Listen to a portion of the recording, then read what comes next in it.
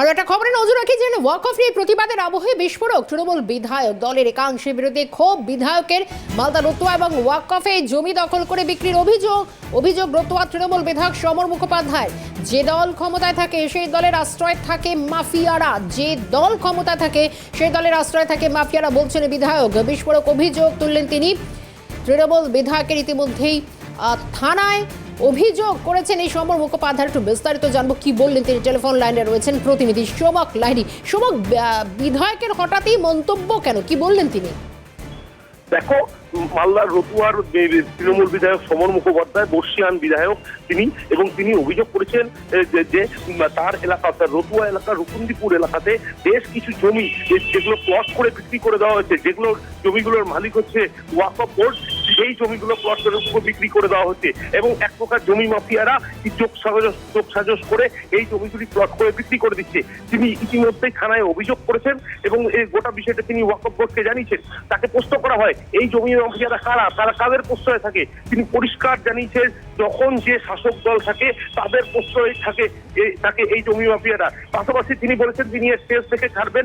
এর আগেও মালদার রতুয়াতে ওয়াকফ বোর্ডের জমি দখলের চেষ্টা হয়েছিল, সেই জমি তিনি দখল মুক্ত করেছেন এবং এই ক্ষেত্রেও তিনি দখল সঙ্গে থাকো তো আমার সঙ্গে, আমি আসি তোমার কাছে। কারণ রতুয়া ওয়াকফ জমি দখল বিক্রির অভিযোগ শুধু তাই নয়, বিস্ফোরক বিধায়ক সমর মুখোপাধ্যায় কি বলেছেন একবার শোনাই আগে।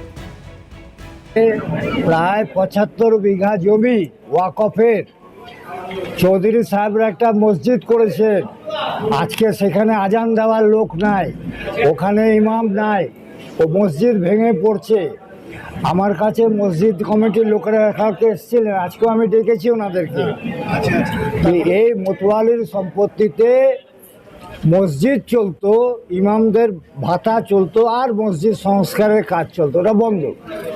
এই জমি মাফিয়া এবং মাতোয়ালিরা জমি মাফিয়াদের কাছে এটা রেজিস্ট্রি করতে পারবে না, তো ওয়াকফের সম্পত্তি ওই দখল দিয়ে দিয়েছে।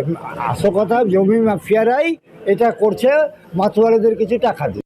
রাজ্যে এটা সম্ভব হলো কিভাবে? তৃণমূল শাসিত রাজ্যে এইটা সম্ভব হলো কিভাবে? এইটা তৃণমূলের ব্যাপার নাই, ওয়াকফ বোর্ড স্বশাসিত সংস্থা। ওয়াকফ বোর্ডকে আমি এফআইআর করেছি থানায়, আর ওয়াকফ বোর্ডকে আমি দিয়েছি।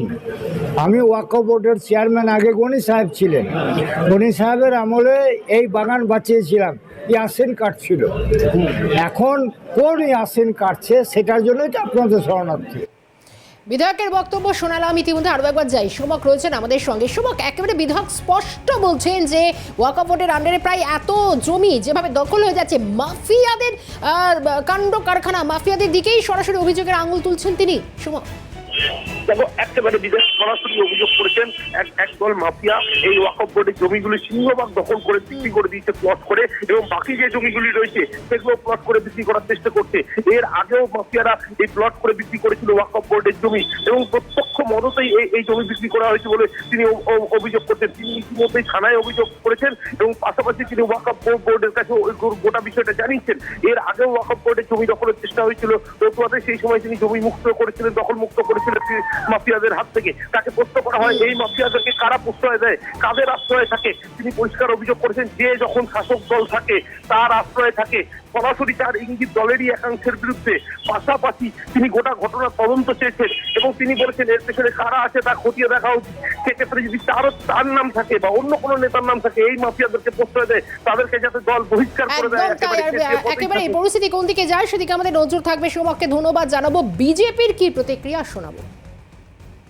আসছিলাম ওয়াকফ সম্পত্তি সংখ্যালঘুদের উন্নয়নের জন্য, সেই জন্য কেন্দ্রীয় সরকার ওয়াকফ বিল নিয়ে এসেছিল এবং এই ওয়াকফ বিল আসার সঙ্গে সঙ্গে ভারতবর্ষের মধ্যে সর্বপ্রথম মমতা ব্যানার্জি সরকার রাস্তায় নেমেছে এবং নানা রকম বিশৃঙ্খলার সৃষ্টি করেছে।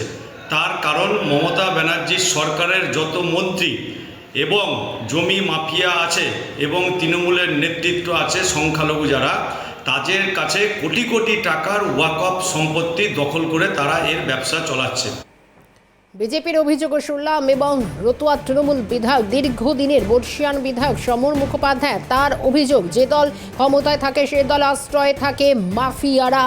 রীতিমতো বিস্ফোরক অভিযোগ এবং গোটা ঘটনায় যেভাবে এত ওয়াকফ বোর্ডের আন্ডারে এত জমি মাফিয়াদের দখলে চলে যাচ্ছে, একেবারে যারা গ্রাম বাসিন্দার এলাকার মানুষ তারা কি বলছেন শুনুন।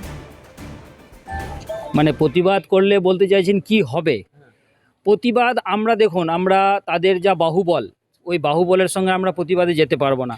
আমরা প্রশাসনিকভাবে আর আপনাদের শরণাপন্ন হয়ে ভাবে যদি কাজটা করতে পারি আমরা সেই দিকে, আমরা এই মুষ্টিমেয় কজন